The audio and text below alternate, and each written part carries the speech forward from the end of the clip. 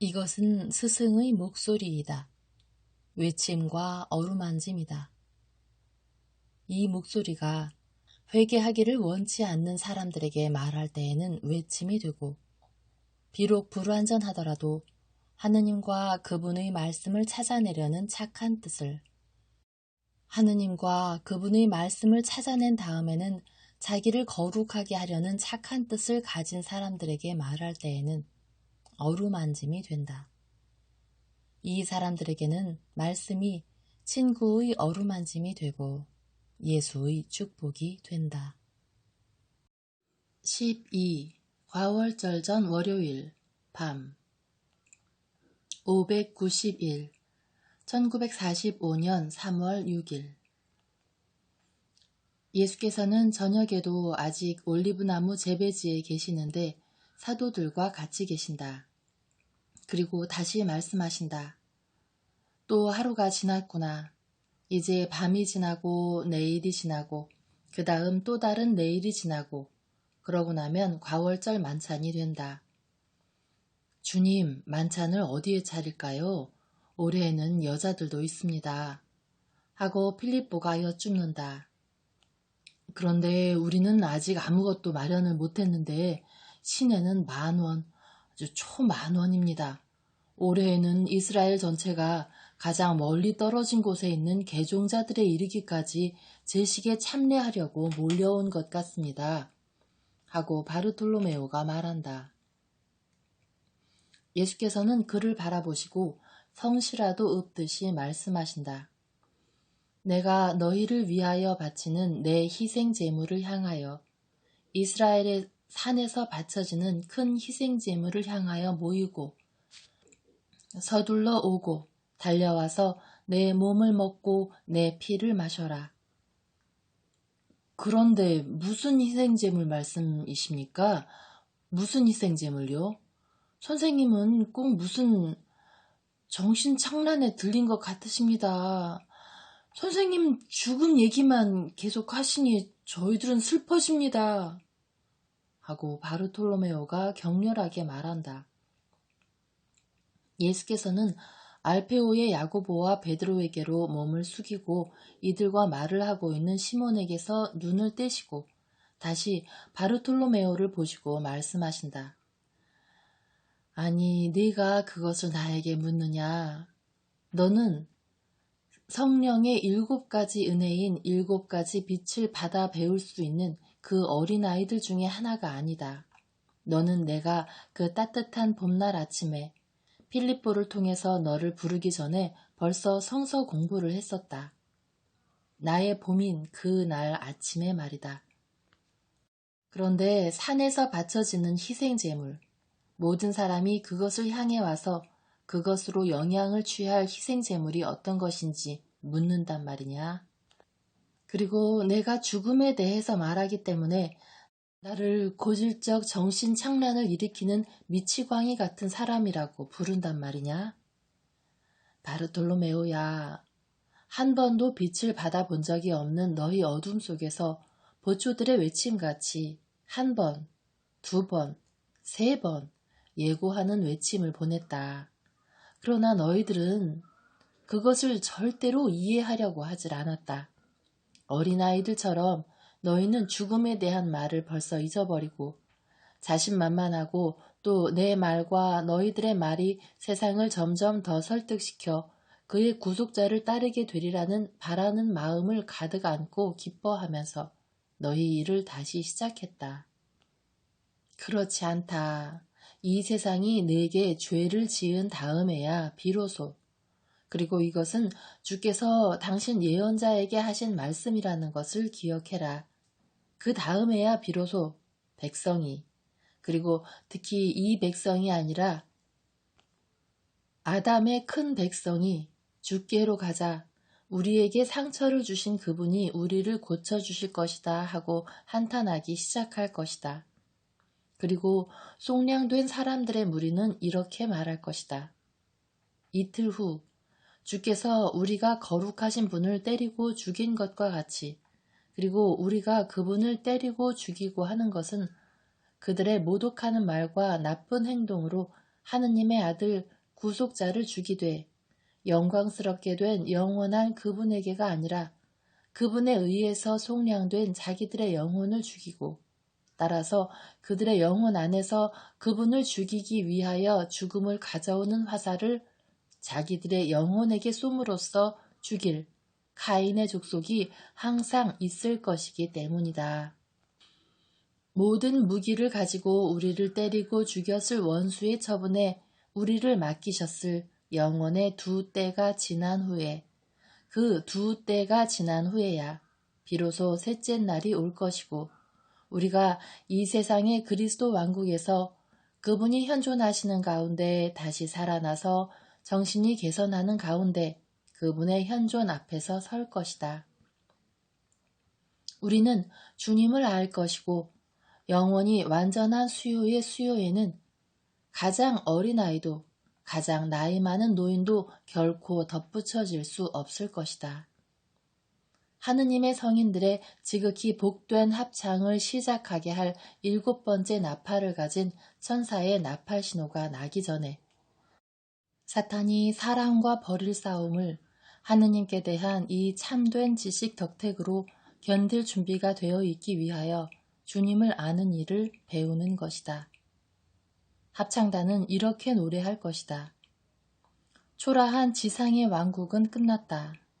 세상은 그 모든 주민과 더불어 승리자이신 심판관 앞에서 사열을 받았다.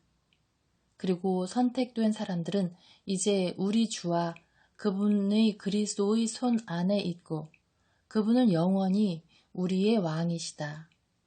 계시고 계셨고 계실 전능하신 주 하느님께 찬미가 있으라. 그분이 당신의 큰 권능을 잡으셨고 당신 나라를 차지하셨기 때문이다. 오, 너희들 중에 누가 벌써 다니엘의 말에 은은한 소리로 울려 퍼지는 저 예언의 말. 지금은 지혜로운 이의 목소리로 놀란 세상 사람들과 세상 사람들보다도 더 놀란 너희들 앞에 울려 퍼지는 그 예언의 말을 상기시킬 수 있겠느냐.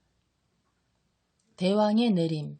비록 잘못 살아 잘못 죽은 다음 그의 상처들을 가지고 7곧절의 알떡 덕분에 끝없는 이단들 때문에 무덤 속에 갇혀서 신음하는 이 세상은 여전히 계속되겠지만 그의 마지막 사도들과 더불어 제 모든 오류들로 인하여 문둥이처럼 추악하게 죽는 그의 기관 내부에서 단말마의 고통을 겪고 있는 이 정신은 여전히 계속되겠지만 대왕의 내림은 여명이 돌아오는 것처럼 준비를 갖추고 봄비와 가을비인 듯 우리에게 오고야 말리라. 새벽은 밤이 앞서가면서 준비한다. 그것은 밤이다. 지금의 밤이다. 그런데 에프라임아, 내가 네게 무슨 말을 해야 하느냐? 그리고 유다야, 네게 무슨 말을 해야 하겠느냐? 시몬, 바르톨로메오, 유다, 내 사촌들, 성서를 배운 너희들은 이 말을 분간하겠느냐? 이것은 미친 정신을 가진 사람의 말이 아니라 지혜와 지식을 가진 어떤 사람에게서 오는 것이다. 어떤 왕이 자기 손으로 안에 넣어둔 다음 그가 찾는 주어진 보석이 어디 있는지 알기 때문에 자신 있게 그의 금고를 여는 것과 같이 내가 예언자들을 인용하는 것이다. 나는 말씀이다. 여러 세기에 걸쳐 나는 인간의 입술을 통해 말했고 여러 세기에 걸쳐 사람의 입술을 통해 말하겠다. 그러나 말해진 것으로 초자연적인 것은 모두 내 말이다. 사람은 아무리 유식하고 아무리 거룩하더라도 수리와 같은 영혼을 가지고 눈먼 세상의 한계 밖으로 올라가서 영원한 신비를 파악하고 말할 수 없을 것이다. 미래는 하느님의 생각 안에서만 현재이다. 우리의 뜻으로 들어 올려지지 않은 사람으로서 예언과 계시를 한다고 주장하는 것은 어리석은 짓이다. 그리고 하느님께서는 그들의 말이 거짓이라고 논박하시고 그들을 치신다. 그것은 오직 한 분만이 나는 있다고 말씀하실 수 있고 나는 본다고 말씀하실 수 있으며 나는 안다고 말씀하실 수 있기 때문이다. 그러나 사람들이 헤아리지 못하고 판단하지 못하고 따지지 않고 머리를 숙이며 여기 있습니다 하고 말하면서 받아들여야 하는 뜻이 오너라.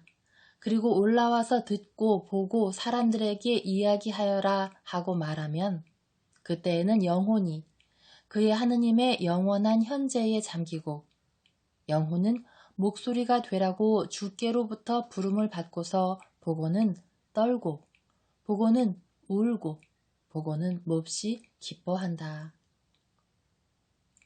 그때에는 영혼이 말이 되라고 주께로부터 부름을 받아 듣고 타론이나 임종의 고통에 땀이 흐르며 영원하신 하느님의 몹시 무서운 말씀을 말한다. 하느님의 말씀은 어느 것이든 무섭기 때문이다. 그것은 움직일 수 없는 판결을 내리시고 준엄한 정의를 가지신 분에게서 오는 말씀이기 때문이며 경로와 유죄 판결이 아닌 사랑과 축복을 받을 만한 사람이 별로 없는 사람들에게 하시는 말씀이기 때문이다.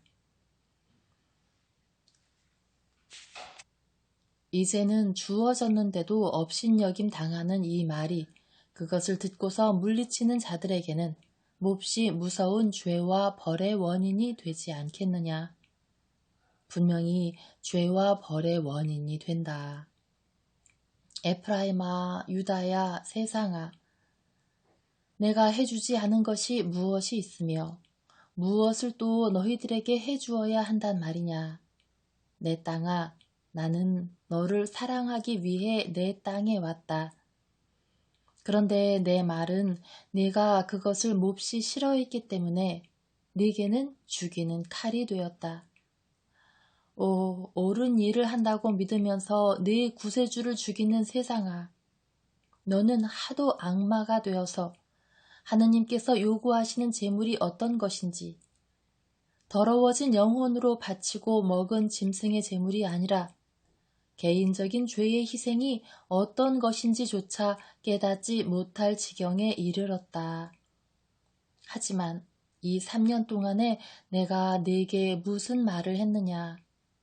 내가 무엇을 설교했느냐? 나는 이렇게 말했다. 하느님을 그분의 법과 자연을 통하여 알아라 하고, 그리고 나는 너희에게 율법과 하느님에 대한 생사가 걸린 지식을 펴면서 햇볕에 내놓은 초벌구이 질그릇같이 바싹 말랐다. 그런데 너는 오직 한 가지 필요한 일인 참 하느님께 네 나쁜 뜻을 제물로 바치는 일을 결코 하지 않은 채 제물을 바치는 일만 계속했다. 죄 짓는 도성아, 맹세를 어기는 백성아, 이제는 영원하신 하느님께서 내게 이렇게 말씀하신다. 그리고 심판 때에 너에게는 로마와 아테네에 대해서는 쓰지 않을 채찍을 쓸 것이다. 로마와 아테네는 얼이 빠져서 말과 지식을 모른다. 그러나 기르는 사람이 잘 돌보지 않아 영원한 어린아이로 능력만 가진 짐승들처럼 되어온 그들은 그리스도에 어울리는 수많은 아이를 내게 낳아줄 나의 오직 하나인 숭고한 정배인 내 교회의 거룩한 품으로 건너와서 어른이 되고 능력 있는 사람이 되어 내게 궁궐들과 무리들을 성전들과 성인들을 나에게 바쳐 별들로 채우듯이 하늘을 가득 채우게 될 것이다. 영원하신 하느님은 너에게 이렇게 말씀하신다. 너희는 이제 내 마음에 들지 않게 되었다. 그래서 너희의 손으로 바치는 선물은 이제 받아들이지 않겠다. 그 선물이 내게는 배설물과 똑같으니 그것을 너희 얼굴에 도로 던질 것이며 거기에 달라붙어 있을 것이다. 순전히 외부적인 너희들의 성전이 실증난다. 나는 아론의 결례와 맺은 언약을 폐지하고 레위의 자손들에게 그것을 넘겨준다. 왜냐하면 이 사람이 나의 레위이고 그와 더불어 영원히 생명과 평화의 언약을 맺었으며 그는 희생에까지 영원히 나에게 충실하겠기 때문이다. 그는 아버지에 대한 거룩한 두려움을 가졌고 그분의 모욕당한 이로서의 분노 때문에 모욕을 당한 내 이름의 소리만 들어도 떨었다. 진리의 율법이 그의 입에 있었고 그의 입술에는 죄악이 없었으며 나와 함께 평화와 공평 무사 속에서 걸었고 그것으로서 많은 사람을 죄악에서 건졌다. 이제는 오직 하나인 시온의 제단에서가 아니라 왜냐하면 너희는 시온의 제단에서 제물을 바칠 자격이 없으니까. 어디에서나 깨끗하고 때묻지 않고 주의 마음에 드는 희생이 내 이름으로 제헌되고 바쳐질 때가 되었다. 이 영원한 말씀을 너희는 분간할 수 있느냐? 주님, 그것들을 분간할 수 있습니다. 그리고 저희는 매를 맞은 것처럼 기가 죽었다는 것을 믿어주십시오. 운명을 딴 데로 향하게 할 수는 없습니까? 바르톨로메오야, 너는 그것을 운명이라고 부르느냐? 다른 이름은 모르겠습니다. 속죄, 이것이 이름이다. 주께 죄를 지었으면 반드시 그것을 속죄해야 한다. 그런데 창조주 하느님께서는 창조된 첫째 사람에게서 모욕을 당하셨다. 그때부터 죄는 점점 커지기만 했다. 그리고 대홍수의 범람도 소돔과 고모라에 내린 불비도 사람을 거룩하게 하는 데 소용되지 못했다. 물도 불도 말이다. 세상은 사탄이 왕처럼 자유롭게 돌아다니는 끝없는 소돔이다. 그래서 땅을 씻기 위하여는 어떤 삼위일체가 와야 한다. 사랑의 불, 고통의 물, 희생의 피가 그것이다. 땅아, 이것이 나의 선물이다. 나는 이것을 네게 주려고 왔다. 그런데 지금 내가 그것의 성취를 피하겠느냐? 이제 과월절이니 피할 수가 없다. 왜 라자로의 집으로 가지 않으십니까? 그것은 피하는 것이 아닐 것입니다. 그러나 그의 집에 계시면 사람들이 선생님께 손을 대지 못할 것입니다. 시몬의 말이 맞습니다. 주님, 제발 그렇게 하십시오.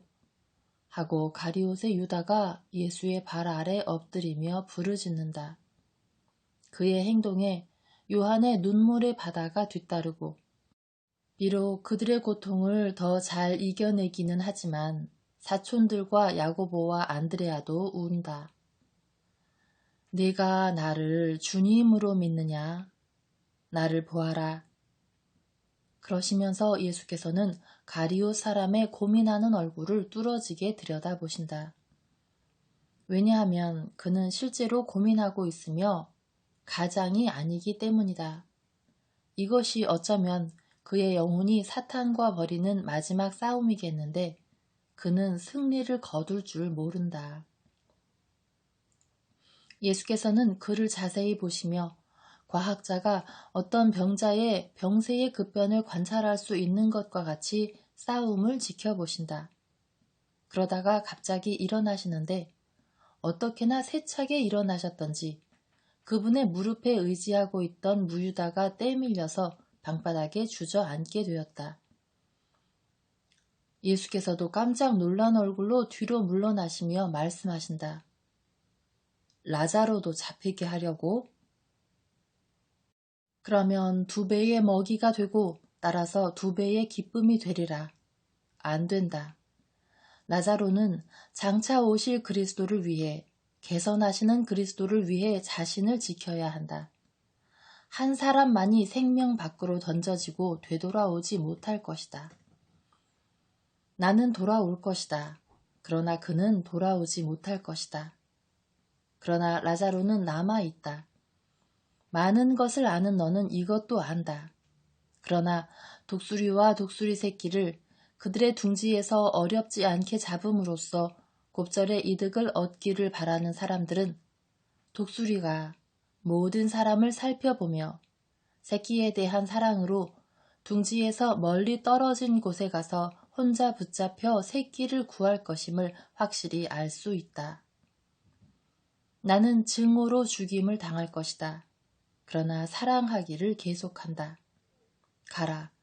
나는 혼자 남아 기도하겠다. 그 어느 때에도 내가 살고 있는 이 시간처럼 내 영혼을 하늘로 들어올릴 필요를 느낀 적이 결코 없었다. 제가 선생님과 같이 남아있게 그냥 놔두세요. 하고 요한이 애원한다. 안 된다. 너희들은 모두 휴식이 필요하다. 가거라. 혼자 남아 계시겠습니까? 혹시 그들이 선생님을 해야하면 어떡하게요? 또 선생님 몸도 편치 않으신 것 같은데요. 저는 남아있겠습니다. 하고 베드로가 말한다. 너도 다른 사람들과 같이 가거라.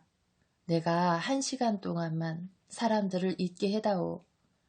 내가 내 아버지의 천사들과 연락을 유지하게 가만두어다오. 어머니께서 눈물과 기도로 지쳐 계시는데 나의 절망적인 고통을 지워드릴 수 없으니 천사들이 대신할 것이다. 가거라. 저희에게 평화를 주지 않으시렵니까? 하고 사촌인 유다가 말한다. 네 말이 맞았다.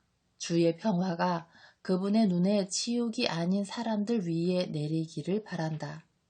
잘들 가거라. 그러시면서 예수께서는 비탈을 올라가시며 올리브나무들 가운데로 들어가신다. 그렇지만 선생님이 말씀하시는 것은 정말 성서에 있어. 그리고 선생님이 당신에 대해서 말씀하시는 것을 들으면 그 말이 왜 있는지 누구를 위한 건지 알아듣게 돼. 하고 바르톨로메오가 중얼거린다. 나는 첫해 가을에 그 말을 베드로에게 했네. 하고 시몬이 말한다. 그랬지, 맞아. 하지만 안 돼. 내가 살아있는 한 나는 선생님이 잡히시게 버려두지는 않겠어. 내일. 하고 베드로가 말한다. 내일 어떻게 할 건데? 하고 가리오 사람이 묻는다. 어떻게 하겠느냐고? 나 혼자 말하는 거야. 지금은 음모의 때야. 내 생각을 공기한테도 털어놓지 않겠네. 그런데 자네가 그렇게도 여러 번 말하는 것처럼 힘 있는 자네가 왜 예수님을 위한 보호책을 찾지 않나? 그렇게 할 걸세 베드로. 그렇게 할 거야. 내가 때로 자리를 뜨는 걸 이상히 여기지들 말게. 나는 선생님을 위해 일하고 있는 거야. 하지만 선생님께 이 말씀을 드리지는 않아. 염려 말게. 그리고 축복을 받게. 가끔 자네를 의심했지만 용서해주게. 꼭 그래야 할 때에는 자네가 우리보다 낫다는 것은 알겠네. 자네는 행동을 하는데 나는 빈말밖에나 할 줄을 모르거든. 하고 베드로가 진정으로 겸손하게 말한다. 유다는 칭찬이 마음에 드는 것처럼 웃는다. 그들은 겟세마니를 떠나 예루살렘으로 가는 행길 쪽으로 간다.